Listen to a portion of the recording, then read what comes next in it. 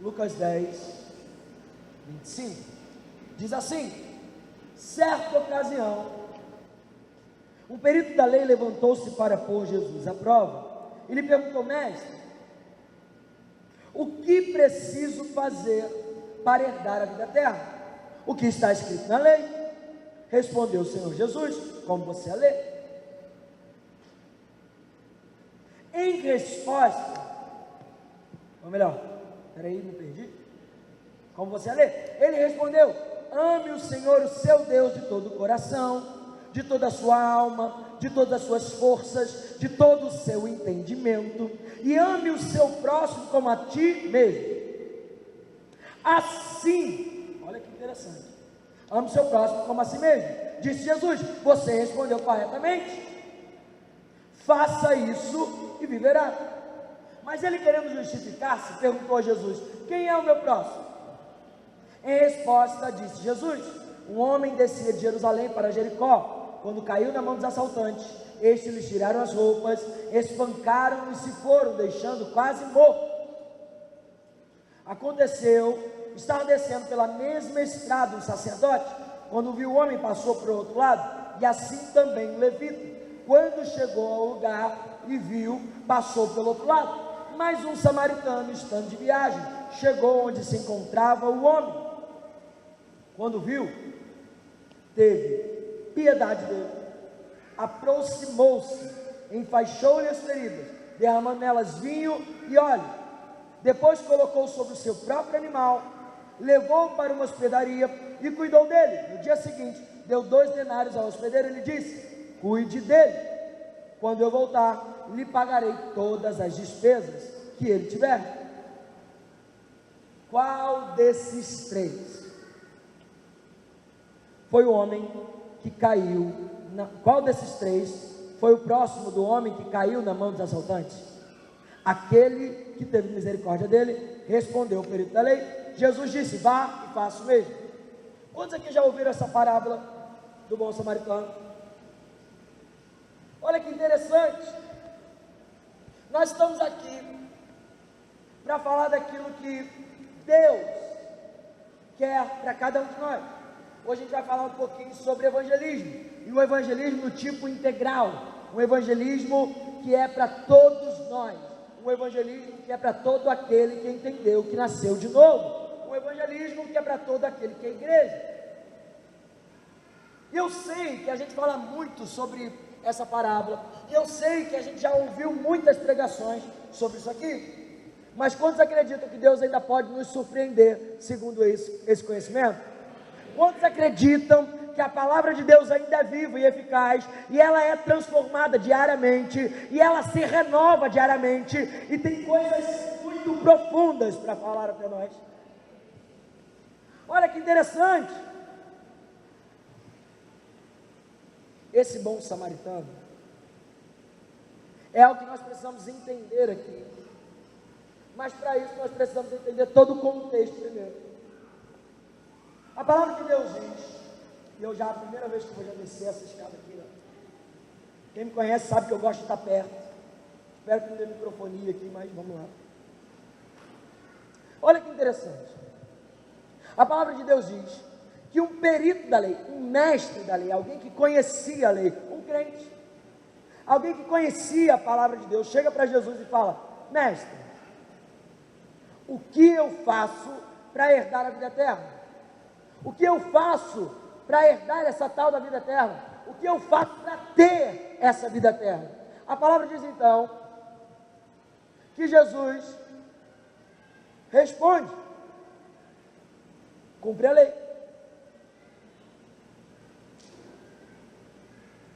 Esse homem agora que conhecia as Escrituras, conhecia a palavra, conhecia muito bem a Bíblia, ele fala: a lei eu conheço. Ame o Senhor seu Deus de todo o teu coração, de toda a sua força, de todo o seu entendimento. Ame também o seu próximo como a si mesmo. Jesus fala isso para ele, e ele diz: isso aí eu conheço, isso aí eu já ouvi falar, isso aí eu já sei. Jesus, fala algo que eu não sei ainda. Olha que interessante. Muitas vezes, porque a gente acha que já chegou no nível de conhecimento sobre algo, é exatamente isso que impede Jesus de nos levar a níveis mais profundos. Sabe o que eu tenho percebido no nosso meio? É que aquilo que a gente acha, que a gente já sabe, é exatamente o que Jesus precisa falar de novo para a gente. Porque se você acha que você sabe, se você acha que você conheceu, se você acha que você entendeu, quer dizer que você não entendeu nada.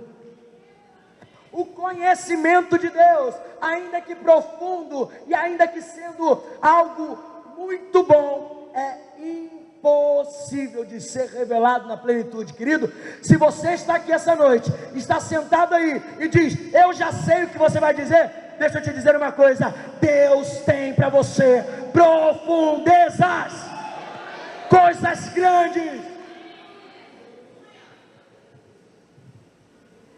coisas profundas. Jesus fala para esse homem, e agora nesse momento esse homem diz para Jesus o seguinte: eu conheço. Jesus fala: você conhece? Então vive. Olha que interessante. A primeira coisa, e talvez o que eu mais amo Jesus, e o que eu me acho muito parecido com Jesus, é que Jesus não é de meia palavra. Quando Jesus precisa, ele vai ser direto. Ele diz assim: você conhece? Então vive. O problema desse homem era exatamente isso, e nós precisamos entender isso. Ele era o mestre da lei, conhecia a palavra, conhecia o que Jesus estava dizendo, mas não vivia. Jesus está dizendo o seguinte aqui: não basta conhecer, você precisa viver. Porque, querido, se eu te falar uma coisa, todos nós conhecemos Jesus, todos nós de alguma maneira já ouvimos falar dele. No Brasil isso é uma coisa muito notória. Eu não sei se você já veio aqui, ou se é a primeira vez que você entra numa igreja evangélica, mas eu tenho certeza, em algum momento você já ouviu falar desse Jesus Cristo.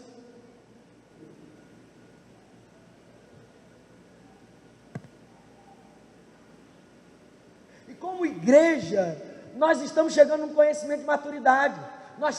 Tem sido nos revelado um conhecimento profundo daquilo que Deus quer. Qual o problema? É que nós temos conhecimento, mas nós não temos atitudes.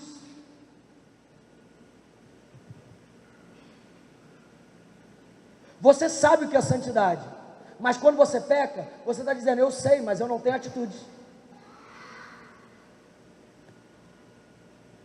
Você sabe o que é perdão, mas quando você não perdoa, você diz: eu sei, mas eu não tenho atitudes.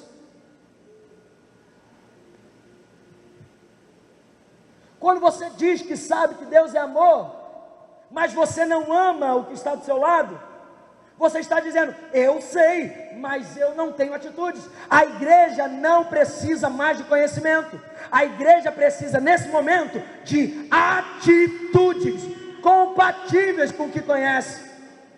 Eu costumo dizer, querido, que assim como uma árvore é conhecida pelo seu fruto, as suas atitudes demonstram o Deus que você adora. As suas atitudes vão demonstrar que tipo de Deus você está adorando. Porque eu sei que todos nós aqui, com os nossos lábios, falamos que estamos adorando a Deus certo, ao Deus Jeová, ao Deus Jafá, ao Deus verdadeiro. Mas não é nossos lábios que vão dizer isso, são as nossas atitudes. Porque você pode estar sentado aqui, 30, 40, 50 anos de crente, e pode nunca ter adorado o Deus certo. Pode nunca ter adorado ao Deus certo. Tem muita gente que vem para a igreja por causa da bênção de Deus. Desculpa, você não está adorando o Deus certo, você está adorando a Mamon, o Deus do dinheiro.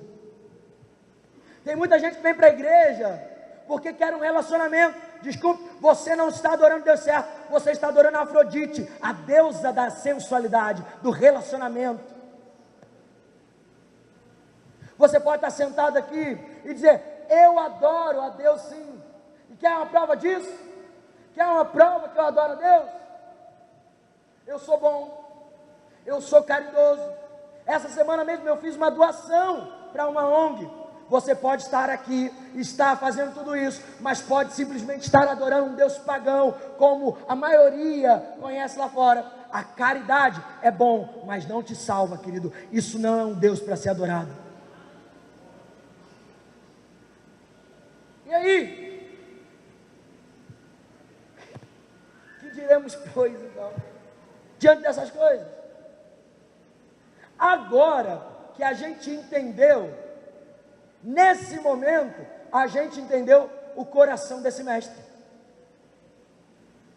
Talvez você agora que olhou para o espelho e viu assim, peraí, tem áreas da minha vida que eu até acho que estou adorando a Deus, mas talvez eu não esteja. Peraí, tem áreas da minha vida que eu ainda não entreguei de fato a Deus. Agora nós entendemos o coração desse mestre, que chega para Jesus e diz: como eu posso viver a vida eterna? Como eu posso herdar a vida eterna? Jesus já diz: o princípio para a vida eterna não é conhecer simplesmente, mas é viver. E agora, há uma pergunta no coração desse mestre. Há uma pergunta no coração desse mestre da lei. E a pergunta demonstra que ele ainda não entendeu o que Jesus estava falando. Porque a pergunta que ele faz é: quem é o meu próximo?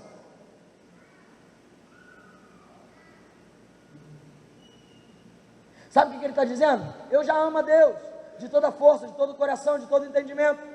Então eu só preciso do segundo. O segundo é amar o próximo. Quem é o meu próximo? Com quem que eu tenho que ser bom para conseguir esse negócio de vida eterna? O que eu tenho que fazer para conseguir a vida eterna? Com quem que eu tenho que ser bom para conseguir a vida eterna? O problema, querido, é que nenhum de nós consegue ser bom, e nenhum de nós consegue por nosso próprio mérito, por nossa própria força, herdar a vida eterna. A vida eterna nos foi dada pela graça, mediante a fé. Isso não vem de vós, isso é dom de Deus, é para todo aquele que aceita, que não consegue, mas que Cristo conseguiu. Mas aquele homem ainda está tentando fazer mérito, ainda está tentando fazer a força. Já ouviu aquele termo cristão que a gente usa? Não está errado, mas a gente usa da maneira errada. A gente fala assim: rapaz, essa semana eu tenho que pagar o preço. Vou jejuar, vou subir no monte, vou fazer a campanha, vou orar mais, vou fazer tudo, porque eu tenho que pagar o preço. Querido, deixa eu te dizer, o preço já foi pago. O preço foi pago. Rafael, então você está me dizendo que eu não preciso orar? Você está me dizendo que eu não preciso jejuar? Você está me dizendo que eu não preciso subir no monte, fazer a campanha, eu não preciso me entregar dessa maneira? Não, eu estou falando o contrário. Eu estou falando que porque o preço foi pago, quando eu oro, quando eu jejuo, quando eu pago o preço, na verdade, querido, eu não estou fazendo isso para salvação, eu estou fazendo isso como retribuição a quem me salvou. Eu jejuo porque Ele já me deu, eu prego porque Ele já me deu, eu me consagro porque Ele já me deu, eu subo o monte porque Ele já me deu. A gente tem que sair dessa mentalidade de mestre da lei, essa mentalidade de que eu vou fazer para herdar a vida eterna. Você não pode fazer nada para herdar a vida eterna, mas você pode fazer algo para retribuir aquele que te deu a vida eterna. Você pode fazer algo para entregar como sacrifício algo para aquele que conseguiu a vida eterna. A mentalidade do mestre da lei diz: o que é que eu posso fazer? Com quem que eu tenho que ser bom? Só que Jesus agora entende. Sabe o que esse homem da lei não entendia? Sabe o que esse homem da lei não entendia? É que ele não conseguia ser bom. O próprio Jesus diz: tu me chamas bom? Só Deus é bom. Esse homem não entendia isso. Sabe o que ele está dizendo, trocando em miúdos? Ele está dizendo assim: o que eu tenho que fazer? Qual é a bondade que eu tenho que fazer? Será que eu tenho que dar uma cesta básica? Será que eu tenho que, sei lá, ajudar alguém financeiramente só? Como é que eu tenho que ser bom para herdar essa vida eterna? Jesus entende que aquele homem não sabia que ele não podia ser bom. Então Jesus começa a responder o homem segundo o que o homem queria. Se o homem está dizendo: o que eu tenho que fazer para herdar a vida eterna. Com quem que eu tenho que ser bom? E logo ele não era bom. Sabe o que Jesus começa a dizer? Quem é o próximo? Só que nesse momento é que dá raiva. E às vezes eu vou te confessar, eu tenho raiva de Jesus às vezes. Porque em vez de Jesus ser direto e falar, o seu próximo é tal, você não pode ser bom, Jesus começa uma história. Havia um homem que descia de Jerusalém para Jericó. E esse homem foi assaltado, foi roubado, quase morto. Jesus, em vez de ir para o checkmate, ele começa uma história. Jesus parece um professor de seminário que eu tinha, que qualquer coisa que você perguntava para ele, ele vinha com uma historinha. Existe um cavalo, tem 4 patas, e isso, aquilo outro. Nunca falava. Só que o que nós precisamos entender, e o que quase a gente não entende, é que se Jesus está começando uma história para responder o homem sobre vida eterna, essa história não é uma história qualquer, é uma história sobre vida. Talvez você sempre leu essa história do bom samaritano como algo natural. Só que eu quero te dizer que essa história não tem nada de natural. Essa história é espiritual, é sobre vida eterna. E que história é essa então? A história é a seguinte: um homem que descia pela estrada foi assaltado, roubado e quase morto. Sim ou não? Sim ou não? Vocês estão aqui, gente? Foi roubado, assaltado, quase morto. Esse homem estava perdido, quase morto e assaltado. Sabe o que Jesus estava fazendo menção? Jesus estava falando para o mestre da lei: mestre da lei, você acha que você é quem é bom. Deixa eu te dizer, você na verdade é quem foi assaltado, roubado e quase morto. Você está quase morto, perdido e assaltado. Na verdade, o perito da lei era esse homem que estava quase morto. E Jesus começa, isso aqui é lindo, gente. Jesus começa a dizer: esse homem descia de Jerusalém para Jericó. Jerusalém, o que é Jerusalém? Jerusalém na Bíblia é cidade santa, cidade de Deus, a morada do Altíssimo. Jerusalém é a cidade santa. Sim ou não? O que é Jericó? Jericó tem a sua tradução na Bíblia como lugar de tormento, lugar de dor, lugar de trevas, lugar de acusação. Esse homem está descendo de Jerusalém, cidade santa. Olha ele, ai gente.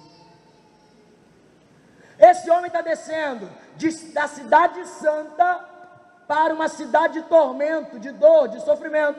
Esse homem está saindo do céu e indo para o inferno.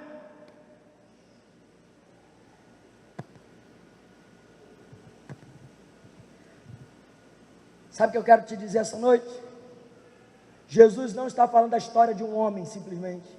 Jesus não está falando da história de um homem simplesmente. Jesus está falando e contando para aquele mestre da lei a história de toda a humanidade.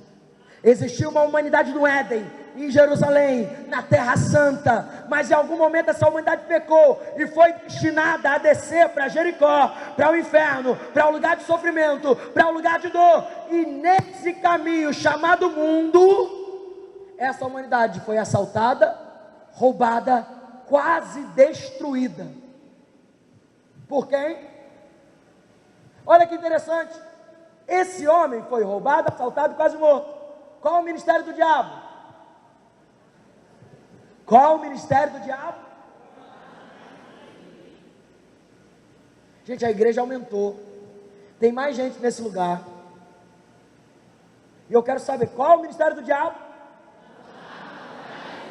Olha que interessante, você sabe, eu sei. O ministério do diabo é matar, roubar e destruir. O que acontece com esse homem? Ele é quase morto, ele é quase destruído e ele é totalmente roubado. Sabe o que Jesus está dizendo? A humanidade, nessa estrada chamada mundo, ainda tem o inimigo, ainda tem o ladrão, roubando, matando e destruindo. O diabo está roubando, matando e destruindo a humanidade, que foi destinado ao inferno, a Jericó, que está indo para o inferno. Perito da lei, mestre da lei, você está nesse negócio aí, você faz parte dessa humanidade, você estava em Jerusalém, caiu, e agora está indo para o inferno, e o diabo ainda está roubando de você, matando e destruindo. Agora, que interessante, se ele está falando da humanidade, olha que Jesus então agora ele traz alguém para essa história, ele fala, mais um sacerdote, mas um sacerdote descia pela mesma estrada. Olha que interessante, para aquele perito da lei, e as pessoas perguntam por que eu fico magro, é porque os outros fazem uma escada desse tamanho. Olha que interessante, as pessoas perguntam, olha que interessante, o que está acontecendo aqui, você tem que prestar atenção. Jesus ele declara agora que um sacerdote descia pela mesma estrada, ia para o mesmo caminho, estava indo para o mesmo lugar daquele primeiro homem. Se aquele primeiro homem fala da humanidade, sabe o que fala o sacerdote? Sacerdote fala da lei.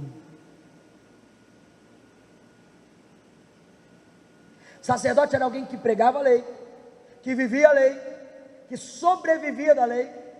Era alguém que vestia a túnica de sacerdote, se achava mais santo, parecia mais santo. Só que sabe de uma coisa? Esse sacerdote está indo para o mesmo lugar. Ele está descendo de Jerusalém e indo para Jericó. Ele está saindo da cidade de Deus e indo para o inferno, pela estrada do mundo. Para aquele homem, quando ele escuta falar sacerdote, ele imagina o quê? Achei o herói. Achei o herói da história. Só que ele escuta dizer que esse herói, quando vê a humanidade caída, quando vê esse que foi assaltado, passa de largo e continua sua caminhada em direção a Jericó, em direção ao inferno. Como quem diz, deixa eu ir embora para o inferno, deixa eu ir logo para onde eu tenho destino, porque antes que eu seja roubado, antes que eu seja assaltado e quase morto. O que esse sacerdote está passando para nós? Ele está dizendo que eu não tenho nada para ajudar essa humanidade, então deixa eu ir para o meu destino, e o meu destino também é o inferno.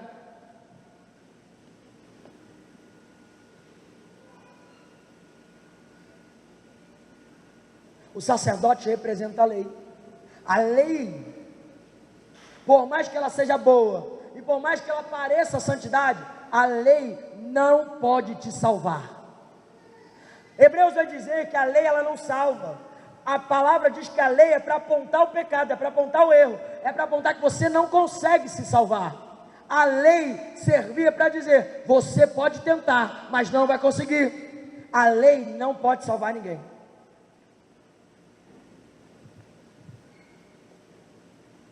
Sabe o que é tão terrível? A palavra diz que no fim de tudo, vão ter pessoas que vão chegar para Jesus e vão dizer, em teu nome eu fiz, em teu nome eu expulsei, em teu nome eu fiz e aconteci. E Deus vai dizer, eu não te conheço, porque a lei é o que você faz, mas o que você faz não pode te salvar.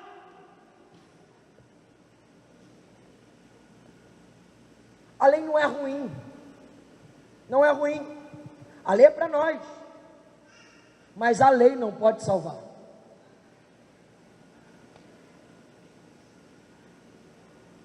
Então agora aquele período da lei conhece o segundo nome, e a palavra diz que era um levita. Então eu acho que aquele período da lei diz assim, agora esse é o herói, esse deve ser o herói da história, porque se o sacerdote não podia, o levita pode.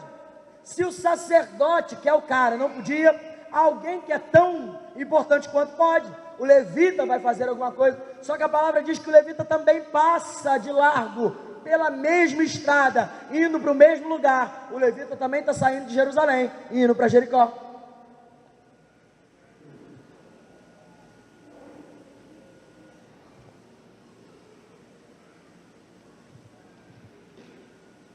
E nesse caminho chamado mundo, esse levita também não pode fazer nada pela humanidade. O levita era quem? Levita é quem conduzia a arca, manipulava os utensílios do tabernáculo. O levita conhecia de adoração, só que ele conhecia uma adoração dentro de uma caixa. Ele conhecia adoração dentro de uma caixa. Sabe o que é isso? Religião. Adoração dentro de uma caixa.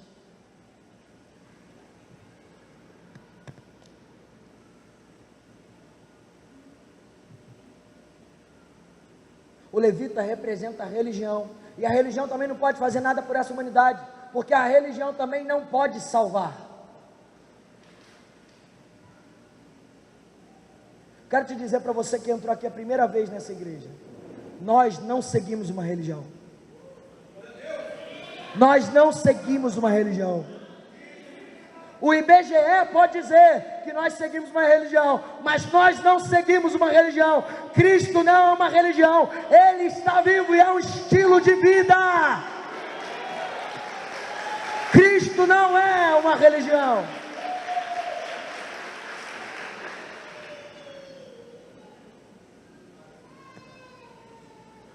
É nessa hora que a criança chora mesmo, gente. Cristo não é uma religião, querido. E se alguém te apresentou uma religião chamada Cristo, foge, porque não é real. Agora, se alguém te apresentou o Cristo, o vivo, o santo, o Messias, vem para dentro, porque é o único que pode te dar salvação. A religião não pode salvar ninguém, não pode salvar aquele homem, por isso passa de largo e continua caminhando, porque também está indo para o inferno. O sacerdote não pode, a lei não pode, o levita não pode, a religião não pode. Então eu posso ver um clamor no coração desse homem, algo sendo gerado no coração desse mestre da lei, e a pergunta que ele faz é: e agora? Quem poderá me defender?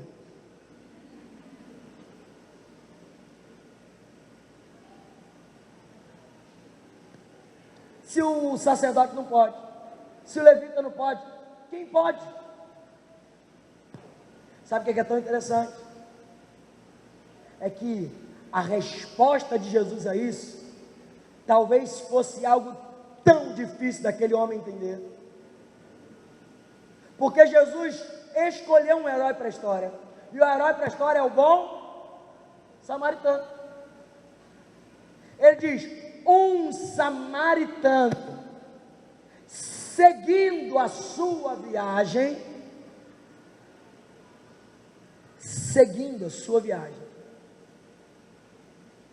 vê o homem que foi assaltado, e se aproxima, e começa a cuidar dele, para salvá-lo.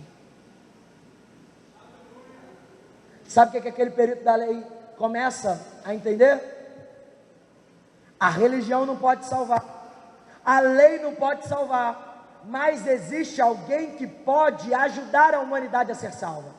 Existe alguém que pode fazer alguma coisa por essa humanidade.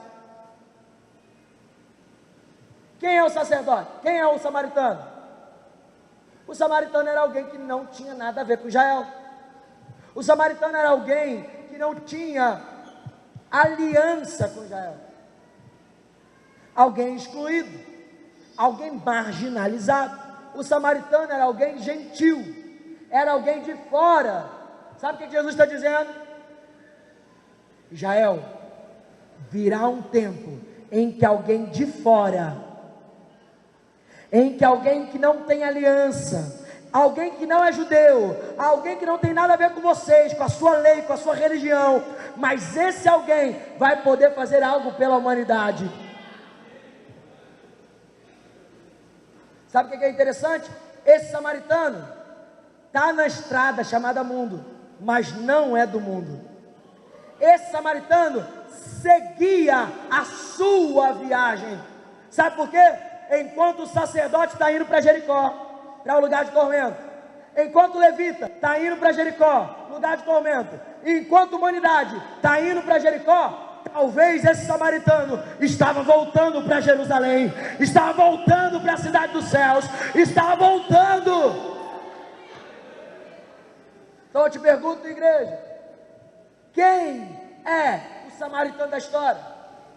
Quem está no mundo, mas não faz parte do mundo? Quem está nesse mundo, mas está voltando para o céu? Quem é o samaritano aí?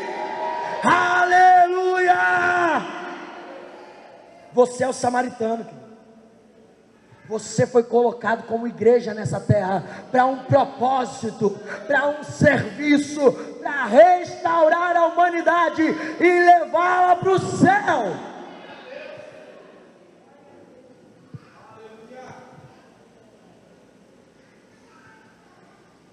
E se nós agora entendemos que nós somos samaritanos, quem é samaritano aí, dá um aleluia. Glória a Deus. Agora que você entendeu, querido, que você é um samaritano, que eu sou um samaritano, que a igreja é o samaritano, que Deus escolheu para cuidar da humanidade e levar ela de volta ao propósito, de volta à santidade, de volta ao céu, você precisa entender o que esse samaritano fez pela humanidade.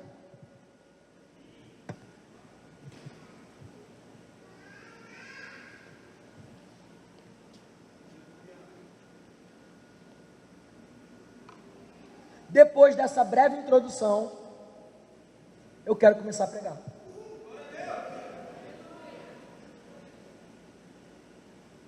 Se nós entendemos agora que nós somos o samaritano, as atitudes desse samaritano são nossas atitudes.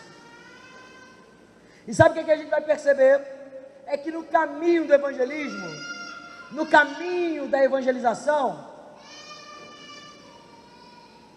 Deus tem algo mais natural para você do que você imagina. A gente coloca como se o evangelismo fosse algo tão sobrenatural que alguns poucos foram escolhidos. A gente coloca o evangelismo como sendo algo tão difícil que só alguns no meio de nós podem fazer. Alguém pode estar pensando aí, Rafael, mas é isso aí mesmo. Eu, por exemplo, sou tímido, eu não posso fazer evangelismo. Evangelismo faz quem é extrovertido, quem fala muito, quem vai para a praça e dizer arrependei-vos. Esse é evangelista. Eu quero dizer que esse é evangelista também. Mas todos nós fomos chamados para fazer aquilo que une a humanidade a Deus. Todos que são igreja foram chamados para reconciliar Deus e os homens. Só tem dois caminhos, querido. Ou você é igreja e foi chamado para evangelização, ou você não é igreja e precisa de salvação. Vou repetir. Ou você é igreja e foi chamado para reconciliar Deus e os homens, para evangelização, ou você não é igreja e agora precisa de salvação. Em outras palavras, uma frase muito mais conhecida: ou você é missionário, ou você é um campo missionário. Ou você é quem dá a glória, ou você é quem carece da glória. Ou você é Jesus nessa terra, ou você é quem precisa dele. A igreja foi chamada para andar como Cristo, querido. Não se engane, a igreja foi chamada para andar igual a Jesus Cristo. Como Cristo hoje, quando você anda por esse bairro, é Jesus andando. Quando você fala, é Jesus falando. Quando você manifesta a glória, é Jesus manifestando. Todos nós fomos chamados para andar como Cristo na terra. E como igreja, esse propósito foi reativado em nós. Tem algo nascendo em você, querido. O Espírito da verdade, o Espírito Santo, ele conduz a toda a verdade. Quando você foi feito igreja, você automaticamente ganhou uma comissão. Rafael, mas como que eu faço isso? Porque eu sou tímido. Primeiro ponto de todo evangelismo integral. Primeiro ponto que todo evangelista, todo mundo que quer fazer evangelismo precisa saber. Primeiro ponto, esse homem, quando vai curar a humanidade, a palavra diz que a primeira coisa que acontece, ele olha para aquela humanidade caída e ele tem misericórdia.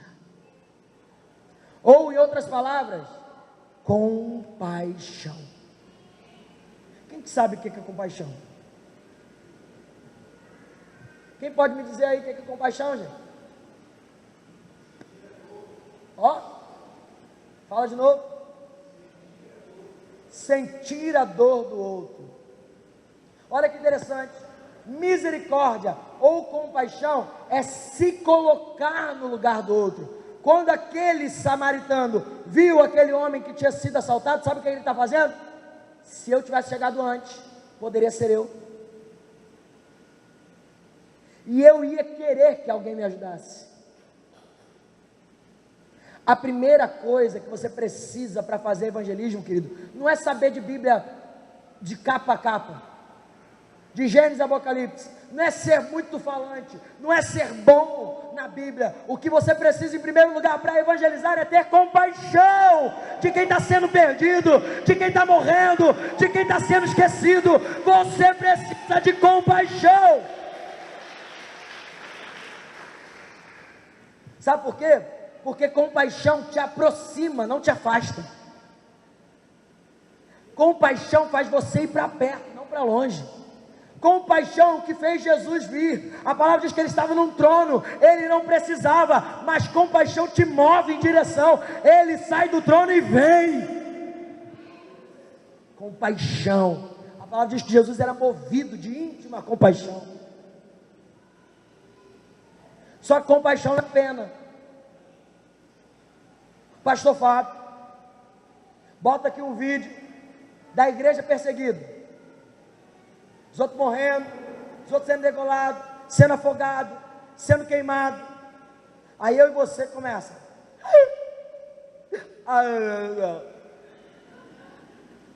Aí hoje como é que se deve fazer isso com teu povo, Senhor Jesus Cristo? Aí acaba o culto, pastor. Acaba o culto. Aí sabe o que a gente faz? E aí, vamos comer uma pizza? E vamos lá, acabou. Aquele choro ali não durou nem o tempo do culto. Sabe por quê? Porque aquele choro foi um choro de pena. Compaixão não é pena, compaixão te move, cara. Pena é uma coisa, compaixão é outra. Existem coisas que te comovem, mas existem coisas que te movem.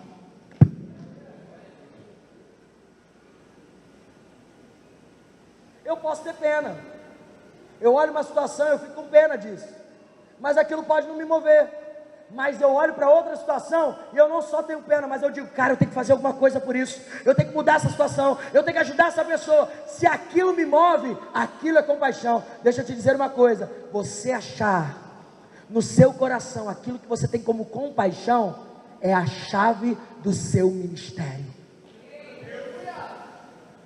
Porque tem coisa que não vai te mover, mas tem coisa que vai te mover. Quando você descobre aquilo que te move, você descobre o seu chamado. O que você nasceu para mudar, o que você nasceu para fazer diferente nessa terra, é aquilo que te move. Vai para dentro disso e deixa a compaixão de Deus te mover. Compaixão te move. Sabe o que acontece com esse homem? Automaticamente sentindo compaixão, ele vai para perto. Durante muito tempo, querido, a gente entendeu que ser santo é ser separado. Só que a gente entendeu separado como excluído. Deus não te chamou para ser um excluído. Você está no mundo, mas não faz parte dele. Deus te chama para fazer diferença no mundo. Nós temos uma morada celestial no céu, sim ou não? Quantos vão para o céu aqui? Glória a Deus. Mas se você ainda está na terra, tem um trabalho para fazer na terra. Sabia que no céu não vai precisar de evangelismo? Todo mundo lá é crente. A gente precisa de evangelismo aqui. Compaixão não te exclui. Compaixão te aproxima de quem é necessitado, de quem está curado, está enfermo, de quem está precisando da glória que você tem, daquilo que você tem. Compaixão te aproxima. Sabe qual é a segunda característica de todo evangelismo integral? Segunda característica. A palavra diz que ele se aproxima, ele está perto, ele está junto. Deixa eu te dizer uma coisa, querido: evangelismo bem sucedido não é aquele que fala muito, é aquele que está junto. Rafael, tem um amigo homossexual no meu trabalho, eu nem falo com ele, nem chego perto. Você deveria estar sentado do lado dele falando de Jesus para ele. Rafael, tem uma menina na minha rua que fica com todo mundo, só usa roupa curta, e mó piriguete, eu nem vou chegar perto. Ei menina, você deveria estar fazendo para ela aquilo que você é, mostrando quem você é, para talvez ela ser transformada. Rafael, na minha família, todo mundo gosta de cervejada, eu nem vou na festa. Você deveria estar lá, mostrando que você é mais feliz do que todo mundo, sem uma gota de álcool na boca.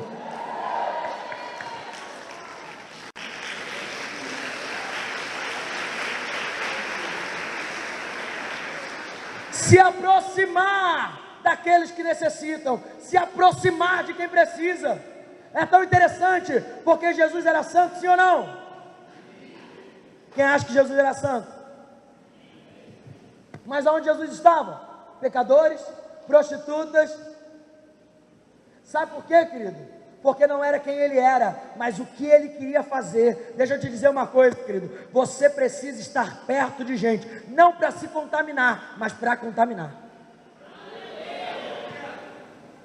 Rafael, eu tenho problema com álcool, então não vá. Eu tenho problema com homossexualismo, não chegue perto. Eu tenho problema com sexo, não chegue perto. Mas se você, querido, não tem esse problema, é exatamente você que vai trazer a salvação para aquela vida. Se aproxime. Durante muito tempo, pastor, a gente entendeu que a igreja tinha que se excluir da comunidade. Aí sabe o que aconteceu? A igreja ficou tão excluída, que tudo virou do diabo. Ah, você está vendo como é que a arte está? Está sim, porque a igreja se excluiu. A arte agora é do capeta, porque a igreja se omitiu. Você que estava dançando aqui na frente, querido, você é um artista de Deus. Comece a fazer diferença na arte, porque a arte é de Deus, a política é de Deus, a economia é de Deus, o Brasil é de Deus. Para de se excluir, faça a diferença onde você está, querido. Rafael, você não está entendendo, eu faço psicologia. Lá não tem ninguém que é santo, lá não tem ninguém que é crente. Querido, você foi colocado lá para ser uma luz. Não é para se perder, é para se achar. Ai, Rafael, eu sou pastor. Quando chega a época de Enem, eu falo para os meus meninos: não faz Enem não entra na faculdade não, que faculdade é perdição. Querido, é lá dentro que nós precisamos estar.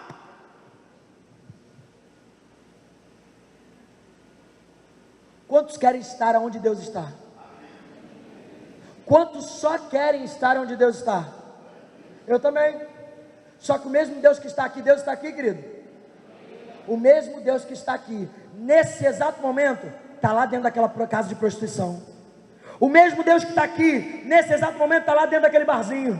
O mesmo Deus que está aqui, está lá naquela praça, lá naquele show. O mesmo Deus que está aqui, está lá esperando um coração se voltar para Ele. Você faz parte de um chamado. Ei, você se aproxima, não se afasta. Sabe o que tem pessoas me perguntando? Como é que eu faço evangelismo? Eu preciso saber muito da Bíblia? Não. Eu preciso falar muito? Não. Tem alguma estratégia? Tem várias, mas não é isso que faz diferença. Sabe o primeiro lugar que nós precisamos para ser evangelismo? Para ser evangelistas? Para fazer evangelismo? É se aproximar de quem está precisando. Pensa aí, faz paisagem. Tem alguém nesse exato momento que você consegue lembrar na tua cabeça, da sua escola, do seu trabalho, da sua faculdade, que você acha que precisa de Deus? Porque ele ainda não conheceu Deus.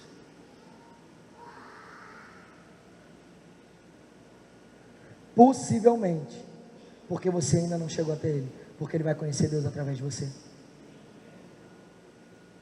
E como que é isso, Rafael? Eu chego falando de Jesus? Não. Como que você faz amizade? Vou perguntar para a galera mais jovem que está aqui. Como é que você faz amizade? Vocês são namorados? Como é que vocês se conheceram? Na escola? E aí, foi do dia para a noite, assim, você falou assim, ó, vem cá minha nega e pá. Como é que foi essa história? Me conta.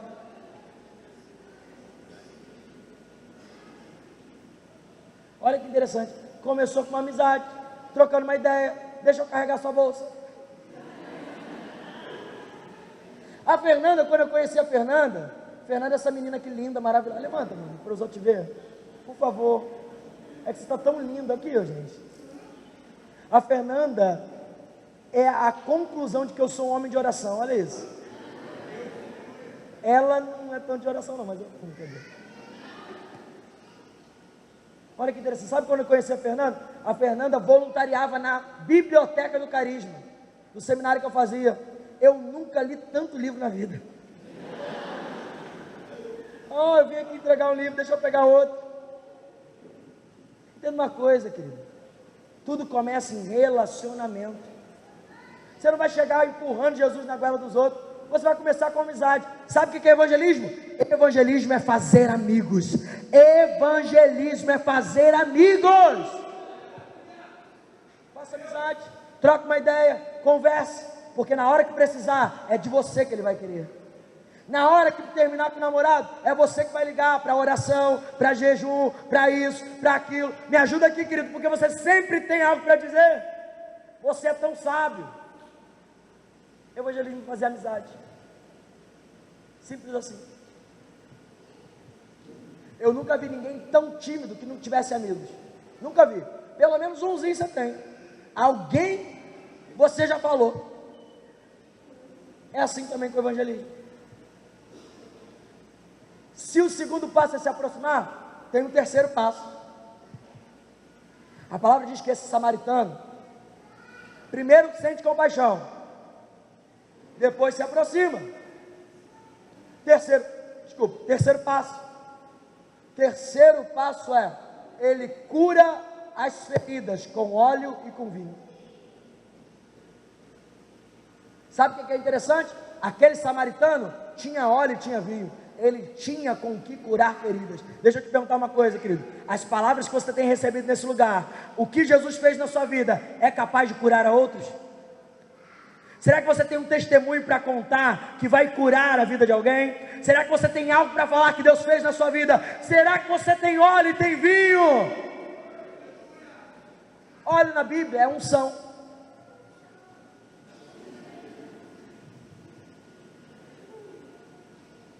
Pentecostal já se anima logo quando a gente fala unção, né? Unção na Bíblia, óleo, azeite. Mas unção aqui, como é que o samaritano chega? Ele chega lá, ó, xaramanaia, eis que te digo. É isso que ele chega? Não. Sabe o que é unção, querido? Unção, mesmo eu sei que a gente é tudo pentecostal aqui, a gente gosta do manto, a gente gosta de rodar. O meu lema de vida é deixa o menino rodar. Eu gosto. Tem uma canção que ecoa na minha cabeça todo dia. Eu sou canela de fogo, reteté de Jeová. Eu estou nadando no azeite, não consigo parar. Eu gosto, mano. Eu digo que eu sou tão pentecostal que eu tenho até coque de pentecostal.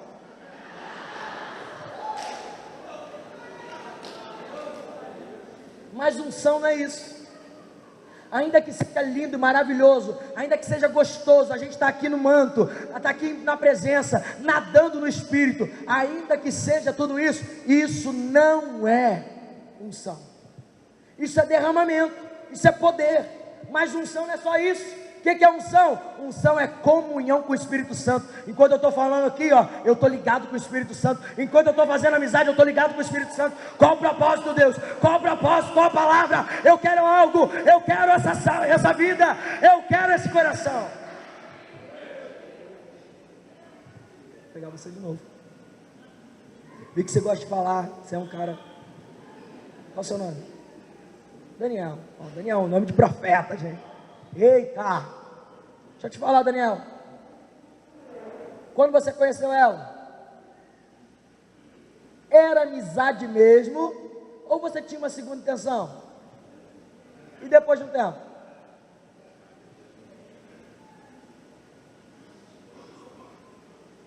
Ah, então foi ela. Oh, meu Deus do céu. Ela que tinha a segunda intenção, então. Olha que interessante. Começa na amizade, mas a intenção de verdade foi mudando. E o que foi mudando? Foi mudando para algo maior. Tinha uma segunda intenção ali. Eu quero essa menina para mim. Olha que interessante. Unção é exatamente isso. Eu estou me comunicando, fazendo amizade, eu estou aproximando, mas eu tenho uma segunda intenção. Eu tenho e eu quero o coração dessa pessoa. Só que não é para mim, é para ele. Querido, entenda uma coisa, unção é estar conectado com o Espírito Santo, é sabendo que você não conheceu à toa, você não se aproximou à toa, você não está ali à toa, você não foi colocado à toa, você não está na fila de banco à toa. Unção é estar ligado com o Espírito Santo, em todo momento. Eu não preciso estar no manto para isso. O manto é um momento, mas eu não preciso estar no manto toda hora. Mas unção é isso aqui. Por quê? Porque tem gente que na hora do evangelismo quer chegar assim, ó, eita, eis que te digo vaso, eita, recebe, recebe, recebe, e a pessoa acha que você é maluco. Vai adiantar? Eu estou no meio da minha escola, da minha faculdade, eu estou lá no meu trabalho, estou lá tirando foto, no meio da fotografia eu estou lá, xaramanaia. Vai adiantar? Não vai, porque isso não é unção, isso é poder, mover, é ótimo, mas unção é estar conectado.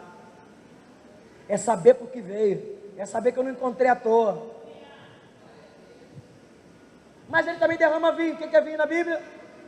Vinho é alegria, a alegria do Senhor é a nossa força. Só que o que tem de crente chato, o que tem de crente rabugento,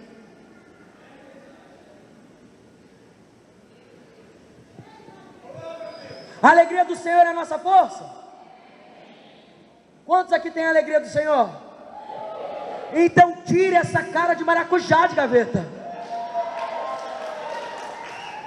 Começa nas suas atitudes a mostrar o que você é, querido. Rafael, mas eu sou mais sério. A minha natureza é mais séria. Eu sou por natureza mais sério. Eu não estou falando de você ser sério, eu estou falando de rabugento. São duas coisas diferentes. Eu sou mais extrovertido. Deu para perceber? Eu sou um pouco mais extrovertido. Tem gente que é mais sério. Isso Deus respeita, mas você não tem direito de ser rabugento. Tem crente que só sabe reclamar, tem crente que só sabe falar mal. Chega para o cara no trabalho e está evangelizando o cara, mas aí fala, ah, mas a minha igreja não serve não, minha igreja tem isso, minha igreja tem aquilo, meu pastor isso, meu pastor aquilo. Só fala mal, como é que você espera ganhar alguém? O adolescente quer ganhar a mãe, pastor, quer ganhar o pai que não aceita Jesus. Aí a mãe fala assim, filho, lava a louça, mãe, estou indo para a igreja. Filha, limpa a sala, mãe, eu tenho que estudar a Bíblia. Filho, Limpa o quintal. Ah, mãe, eu tenho que ir para o ensaio. Aí sabe o que a mãe acha? A mãe acha que Jesus só te tornou mais vagabundo. Agora experimenta, querido. Experimenta. Vai lá, lava a louça. Quando a mãe fala assim, lava a louça. Já lavei, mãe, estou indo para a igreja. Limpa o banheiro, eu já limpei, mãe, estou indo para a igreja. Limpa o quintal, mãe, já está tudo certo, estou indo para a igreja. Sabe o que você vai fazer? A sua mãe não vai precisar ser evangelizada não. Ela vai olhar um dia para você e vai falar assim, eu posso ir na igreja com você? Vai chegar no pastor e vai falar, o que você fez com meu filho? Porque Jesus mudou a vida dele. Meu Deus, são as nossas atitudes que fazem diferença. Não é o que a gente fala, é o que a gente faz. Vinho, alegria, atitude alegre. Se Jesus Cristo entrou na sua vida, querido, você precisa mudar, você precisa ter uma alegria, você precisa ter Deus em você. Para de reclamar de tudo. Rafael, mas nunca vou reclamar. Vai, mas para de reclamar de tudo. Nem sempre é fácil, nem sempre é fácil. Você tem direito de reclamar? Tem. Reclame com a pessoa certa, reclame com Deus. Fala com ele em oração, mas para de encher o ouvido de quem está do seu lado. Rafael, eu sei que com Deus, mas tem mais alguém que eu posso falar? Fala com o pastor, com o líder. Vai encher o ouvido dele, mas para de falar com quem você está evangelizando, querido.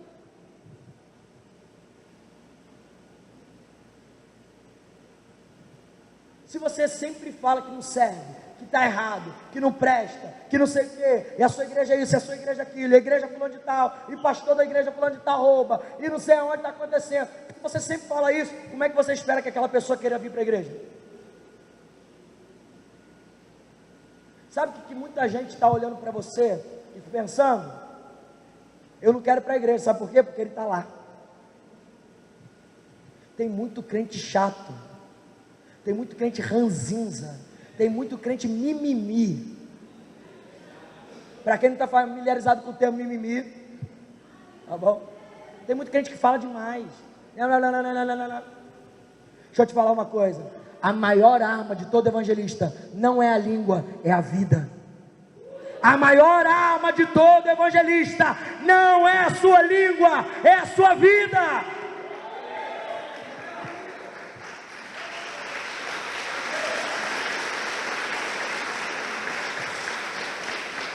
Esse samaritano está usando óleo, está usando vinho, está usando unção e está usando alegria para chegar naquelas vidas, para chegar naquela pessoa, para curar aquela pessoa. Sabe qual é o quarto passo? E pode ficar tranquilo que eu só vou até os 68. Brincadeira, já está acabando, tá? Quarto passo para todo evangelismo integral.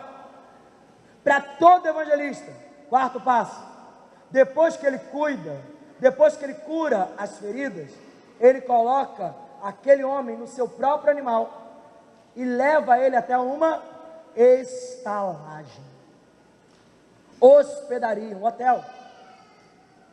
Sabe o que a gente tem que entender, querido? É que é nesse ponto que a gente perde muitas pessoas. Se aquele samaritano botou o homem no seu próprio animal, quer dizer que ele foi como? Andando. Olha que interessante. Ele bota o ferido para ir no conforto, enquanto ele vai desconfortável. O quarto passo é levar até o lugar seguro, levar aquele que você encontrou até um lugar que ele possa ser totalmente curado. Nesse caminhar não vai ser confortável para você, tem que ser confortável para ele. Como assim, Rafael? Vou tentar te ajudar. Você mora aqui do lado da igreja, aqui do lado. Você mora aqui, ó, você faz a segurança da igreja. Você mora literalmente do lado. Mas alguém mora lá. Fala um lugar bem longe. Certo. Mora lá em Aracruz. Aracruz é longe. Peguei pesado, né? Você mora aqui do lado da igreja. E a pessoa que você está trocando ideia, evangelizando, mora lá em Aracruz. Aí a pessoa liga para você e fala assim: não vou à igreja hoje não. Como não? Estou indo aí te buscar, querido. Vou aí hoje te buscar. Aí você sai daqui, vai lá em Aracruz para trazer a pessoa aqui do lado. Depois você vai ter que levar a pessoa em casa ainda. É confortável? Não. É necessário, não é confortável. Querido, é necessário encaminhar, é necessário levar as pessoas para um lugar seguro. Que lugar seguro seria esse? Vamos pensar aqui comigo. O que seria a estalagem? Um lugar onde as pessoas podem acabar de serem curadas, onde as pessoas podem restabelecer o que são, onde as pessoas são colocadas para ficar mais tranquilo, para ficar mais cômodo, um lugar que as pessoas serão tratadas. Qual é a estalagem? Que estalagem é essa? A igreja. Evangelismo não começa na igreja, mas o fim é a igreja. Por que eu digo isso? Porque tem muito evangelista falando assim: a igreja não serve mais não. Meu negócio é pescar, não quero saber de igreja. Não precisa levar para a igreja não. Tem muita gente que está tirando o peso da igreja. Sabe para que serve a igreja, querido? Para comunhão. Você não pode ser corpo se você não está no corpo. Se eu corto a minha mão e eu deixo ela lá do lado, o que acontece com a minha mão?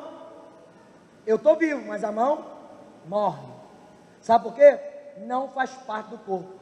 Para ter vida tem que estar no corpo. Igreja é para se conectar, igreja é para estar junto, igreja é para que o sangue de Cristo corra sobre todos nós, igreja é lugar de comunhão. É necessário igreja. E uma coisa que eu quero falar de igreja, que precisa ser falado, é que igreja não é perfeita. Não é perfeita. Eu vou para a igreja fulano de tal, que lá tudo maravilhoso. Mentira. 5 meses depois você está querendo sair para ir para outra igreja, porque não é perfeito. Rafael, então não posso sair da igreja? Eu digo, só saia da igreja com direção, porque defeito você vai encontrar em todas. Rafael, você é da Lagoinha, pastor Márcio Valadão, Deus na terra, Ana Paula Valadão, canta como os anjos, você é da igreja perfeita. Sabe nada, inocente. Não existe igreja perfeita.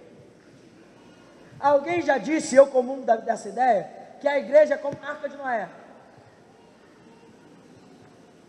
Como assim, Rafael? A igreja é como a Arca de Noé. Tem cobra, tem elefante.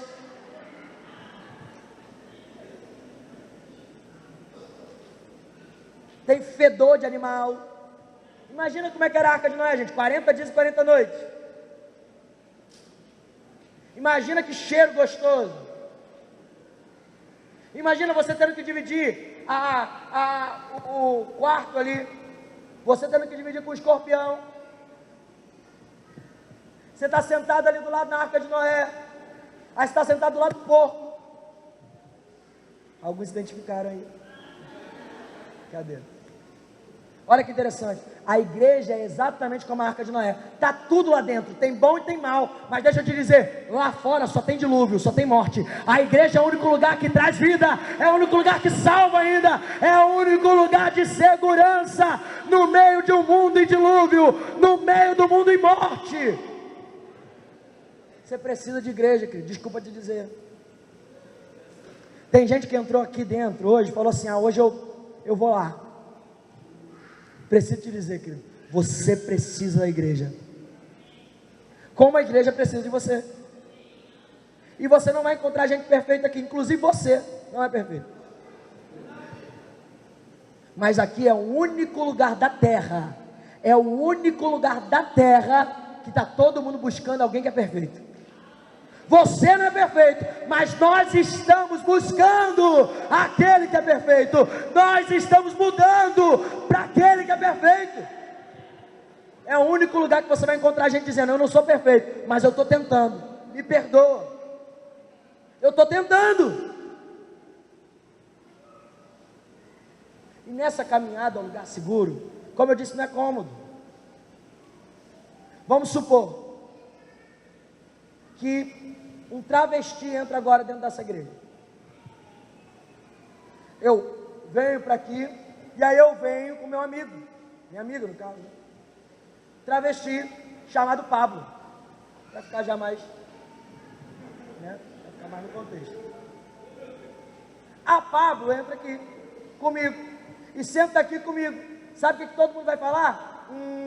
Rafael, ó, esse cabelo grande. Sempre desconfiei dele. Por quê? É mais fácil acreditar que ele está te levando para lá do que eu estou trazendo ele para cá.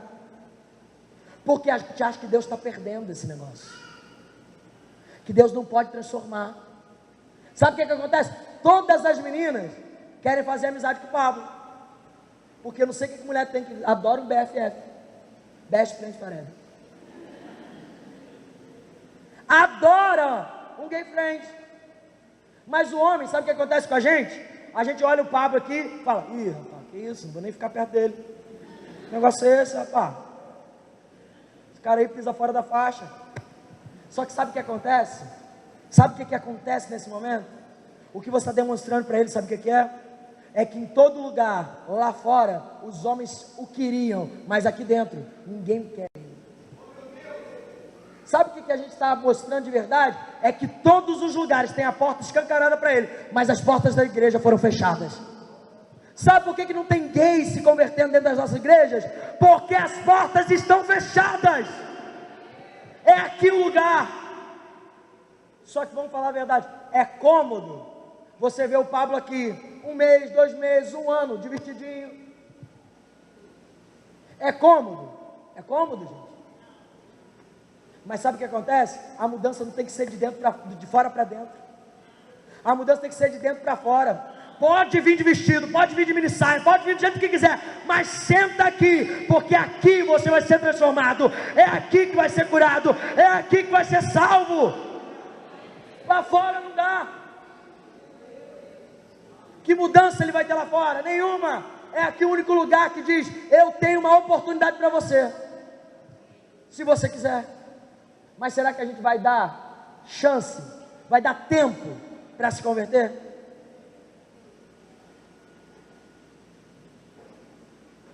Mulheres, vai sobrar para você também. Entra aqui a menina. A gente passou 1 mês, 2 meses, 3 meses evangelizando aquela menina. Aí ela entra aqui, ela é a dançarina da Anitta. Ela vem toda funkeira, toda piriguete. Aí ela vem com a sua roupa, a melhor roupa que ela tem. Ela vem vestida uma saia, que na verdade é um cinto. Ela vem vestindo um cinto. E ela vem vestindo um top.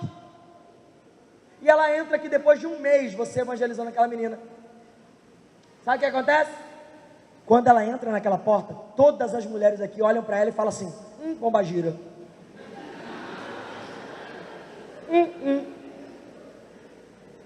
Todas as mulheres olham para ela e falam assim: eu não quero que você, meu marido, sente do lado dela. Passa para o outro lado que eu não quero você perto dela. Sabe o que aquela menina entendeu? Ela entendeu que em todo lugar ela é bem recebida, mesmo querendo o que ela tem. E aqui é o único lugar que ela não se sentiu em casa. No único lugar que é a casa dela, ela não se sentiu em casa. Sabe o que ela entendeu? Ela entendeu que aqui não é o lugar dela. Ela não precisa disso, porque mesmo lá fora, eles querendo o que ela tem, como mostruário, como uma carne na vitrine, ainda assim eles querem ela. Aqui ninguém quer. A pergunta que eu tenho para fazer é: está te incomodando a roupa dela? Está te incomodando o cinto e o top? Chama ela para ir no shopping. Chama ela, começa a amizade, começa a se aproximar, leva ela um dia no shopping, compra uma camisa para você, compra para ela, compra uma calça para você, compra para ela, diz: você vai ficar linda com esse vestido. Comece a ser o exemplo de mulher virtuosa que você quer ver nela. Se aproxime. A gente quer ver transformação, mas a gente não quer dar tempo para transformação. Não é cômodo. Quem aqui é crente de berço? Levanta a mão assim. Nasci no berço cristão. Quantos desses? Levanta a mão, fica com a mão levantada aí. Igreja, olha para essas mãos aí. E agora escuta o que eles vão responder. Quantos aqui que estão com as mãos levantadas, que são berços, são crentes desde cristão? São crentes desde berço. Quantos de vocês ainda precisam de mudança? Quantos de vocês ainda tem alguma área que ainda não está legal? Quantos de vocês ainda não estão perfeitos em tudo? Se você que está desde criança aqui na igreja não é perfeito em tudo, por que a gente espera que a piriguete vai ser na hora? O gay vai ser na hora, o homossexual vai ser na hora. Por que que a gente espera?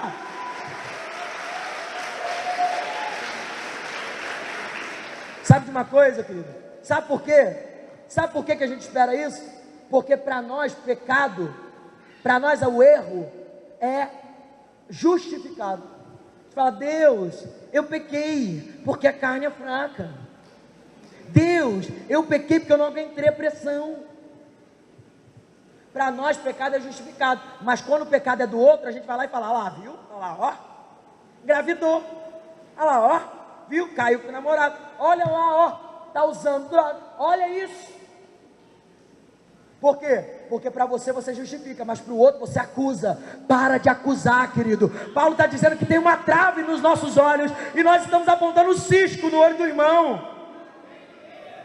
O mesmo Deus que você precisa para ser transformado, Ele precisa. E o mesmo Deus que transformou a sua vida, está transformando a vida de outros.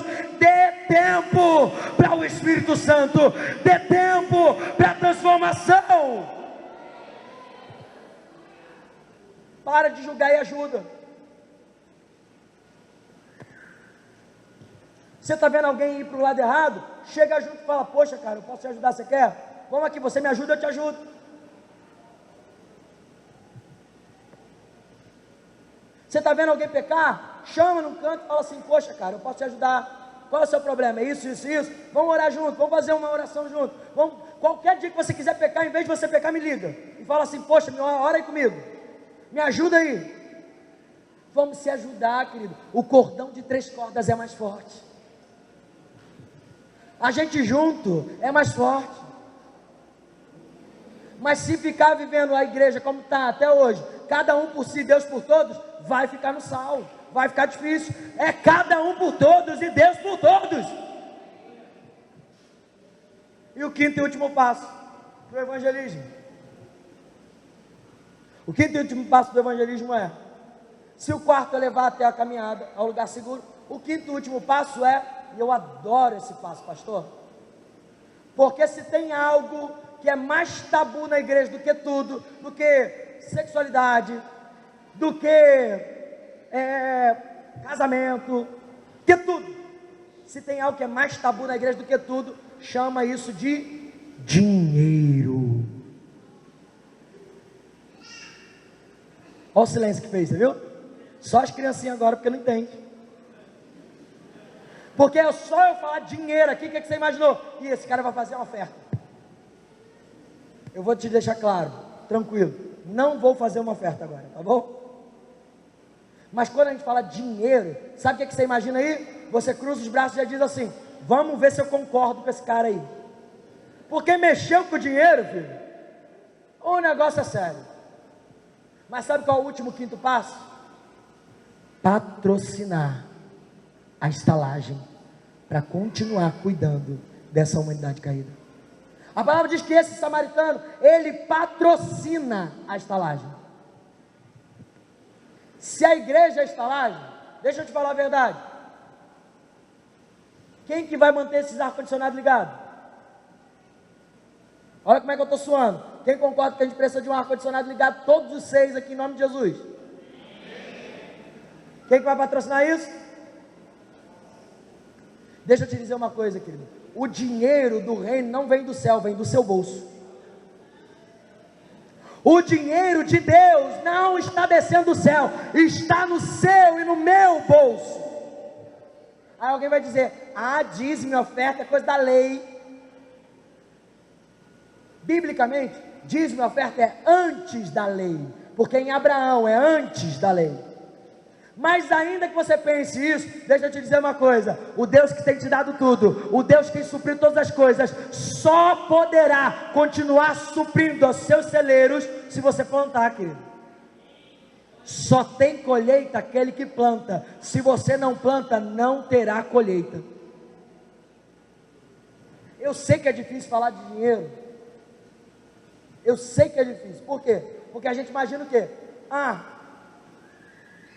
dinheiro é um negócio muito pessoal. Dinheiro é um negócio muito. Eu demorei tanto para conquistar esse negócio. Mas deixa eu te falar uma coisa, querido. A estalagem precisa estar bem servida para cuidar da humanidade que está caída. Alguns missionários falam que a gente não tem que ter banco na cadeira, banco na igreja, não tem que ter ar-condicionado, não tem que ter luz, não tem que ter nada, não tem que ter microfone, não tem que ter nada. Eu sou ao contrário, eu acho que a gente tem que ter tudo. Isso só não pode ser mais importante do que vidas. A gente tem que ter a melhor estrutura, a gente tem que ter o conforto. Por quê? Porque quando alguém entrar ali, tem que se sentir à vontade, porque aqui é casa de Deus, é casa do Pai. E aonde que está esse dinheiro? O dinheiro está no bolso do bom samaritano. O samaritano tira do bolso dele e diz: eu vou pagar, e se precisar de mais, eu pago o que precisar, para você cuidar dessa humanidade. Se aqui é a estalagem, e o bom samaritano somos nós, igreja, o dinheiro para cuidar da estalagem, para manter a estalagem, está no bolso do bom samaritano. Qual o problema? É que você já levantou a mão para dizer que você é bom samaritano. Rafael, suprir a necessidade é só dinheiro? Não. Por que eu começo falando de dinheiro? Porque dinheiro é pior. Porque quando a gente fala de dinheiro, todo mundo se fecha. Mas é só dinheiro? Não. Você pode suprir necessidade com ouvido. Sabe qual é o maior tipo de evangelismo que está tendo? Não é falando, é ouvindo. Ninguém quer ouvir mais ninguém, gente. Você recebe um áudio de 1 minuto no Facebook, no WhatsApp. Você fala: como é que eu vou parar minha vida 1 minuto para ouvir isso? Você não quer ouvir? Porque as pessoas estão carentes de ouvidos, não de boca. Boca tem um monte, você abre o Facebook, todo mundo tem uma opinião para dar, mas ouvido está faltando. Gente para ouvir você, e gente para você ouvir. O melhor tipo de evangelismo às vezes é você chegar para o cara: e tá tudo bem? E deixar o cara falar. Como é que tá a vida? Deixa o cara falar. E a namorada? No final, sabe o que vai acontecer? Ele vai falar assim: cara, você me ajudou demais. Mas nem falou nada, nem falei nada. Cara, você me ajudou demais. É igual psicólogo. Você paga ele, fica 50 minutos lá dentro, ele não fala nada, você sai de lá falando que ele te ajudou, falou nada. Brincadeira, tá? Você que é psicólogo, eu sei. Tá bom? Brincadeira. Eu estou fazendo psicologia pastoral, é brincadeira, tá, gente? Vocês que são psicólogos aí. Quem se manifestou aqui. Agora olha que interessante, gente. Suprir necessidade pode ser atenção, pode ser um abraço, pode ser ouvido, pode ser estar junto. Você já experimentou pegar aquela pessoa que você está evangelizando, em vez de chamar ela num dia para um culto simplesmente, em vez de chamar ela para a rede jovem, em vez de chamar ela para a vigília, em vez de chamar ela para a célula, em vez de chamar ela para um pequeno grupo, chama ela para almoçar um dia, paga o almoço dela. Você trabalha no centro, eu também trabalho, vamos almoçar junto comigo, paga lá o almoço dela. Sabe o que ela vai estar entendendo? Ela vai estar entendendo que você é Jesus. Mais do que tudo, suprir necessidades é eu me importar com o outro. Fica de pé no seu lugar, para parecer que está acabando. Brincadeira, está acabando, tá, gente? Está acabando. Pessoal do louvor pode vir aqui em cima.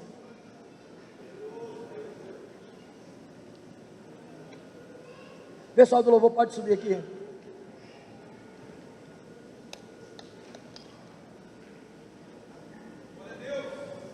Olha que interessante.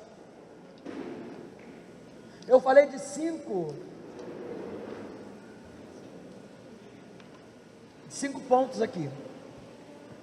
5 pontos que são evangelismo integral. Um evangelismo que vai pegar todo mundo, que vai fazer todo tipo de evangelismo. Tem que ter esses 5 pontos. Vai para a praça, tem que ter esses 5 pontos. Vai para a escola, tem que ter esses 5 pontos. Está no trabalho, tem que ter esses 5 pontos. De verdade, me responde uma coisa: qual desses 5 pontos aqui parece algo muito espiritual, muito difícil de fazer? Todos esses 5 pontos são muito naturais. Falar com alguém, ter compaixão, mostrar aquilo que Deus fez na sua vida, derramando vinho e óleo,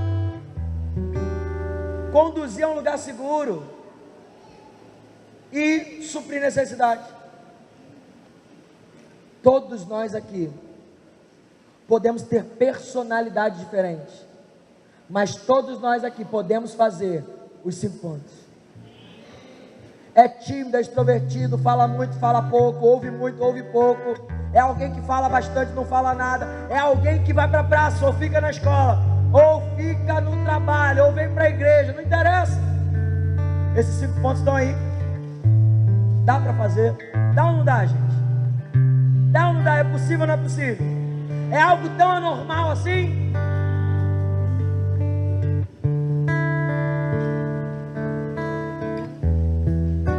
Fazer evangelismo, querido, é mais fácil do que a gente imagina.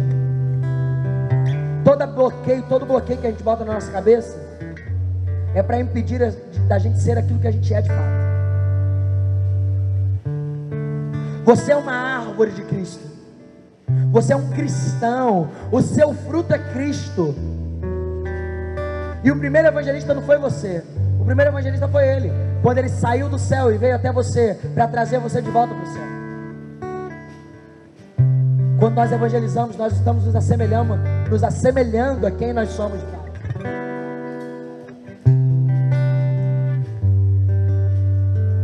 Enquanto nós cantamos esse louvor, eu queria que você colocasse a mão na sua cabeça ou no seu coração.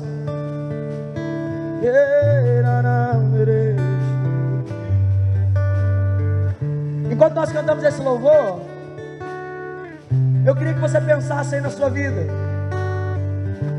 Quem será que está perto de você, que precisa exatamente que você seja esse bom samaritano?